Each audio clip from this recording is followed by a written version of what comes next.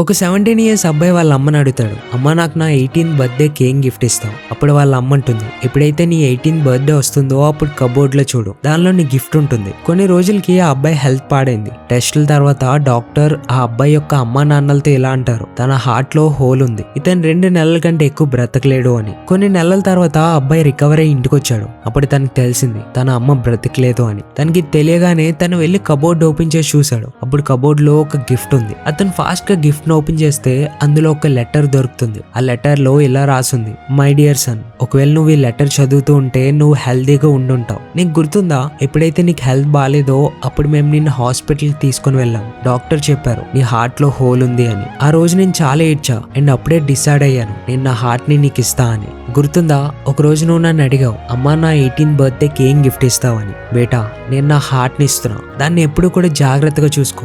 Friends, ఒక అమ్మ ఎందుకే చనిపోయింది, ఎందుకంటే తన కొడుకుని బ్రతికించగలదు అని. వరల్డ్ లో అమ్మ కంటే పెద్ద మనసు ఎవరిది ఉండదు అండ్ అమ్మ లాంటి మనసు ఎవరిది కాదు. మీ మదర్ కోసం ఒక హార్ట్ ఖచ్చితంగా సెండ్ చేయండి.